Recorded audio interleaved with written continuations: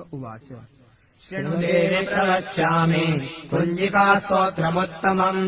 येन मन्त्रप्रभावेण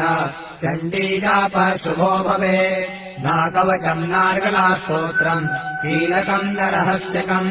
न सूक्तम् नापि ध्यानम् च न न्यासो न च वाचनम् कुञ्जिकापाठमात्रेण दुर्गापाठफलम् लभेत् अधिगुह्यतरम् देवि देवानामपि दुर्लभम् गोपनीयम् प्रयत्नेन स्वयोनेव पार्वती मारणम् मोहनम् वश्यम् स्तम्भनोच्चाटनादिकम् पाठमात्रेण संसिध्ये कुञ्जिकास्तोत्रमुत्तमम्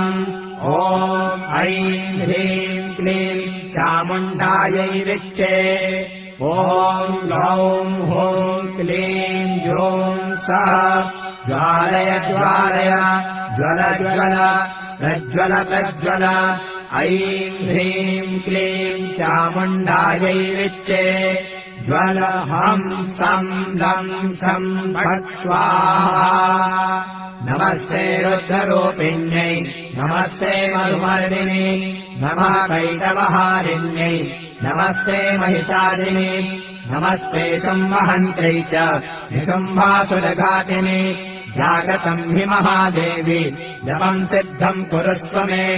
ऐङ्कारी सृष्टिरूपायै ह्रीङ्कारी प्रतिपालिका क्लीङ्कारी कामरूपिण्यै बीजरूपे नमोऽस्तु ते चामुण्डा चण्डघाती च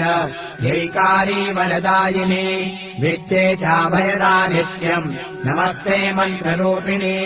धां धीं धूं दुर्जटेः पत्नी वां वीं ॐ वागधीश्वरी क्रां ह्रीं ह्रूं कालिका देवी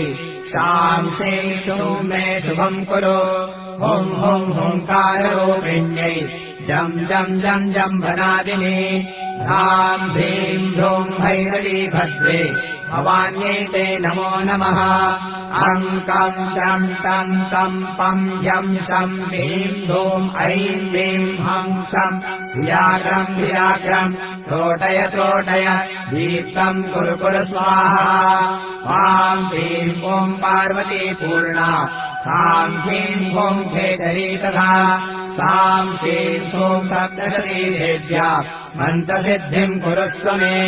इदम् तु कुञ्जिकास्तोत्रम् मन्त्रजागर्ति हेतवे अभक्तेनैव दातव्यम् कोपितम् रक्ष पार्वती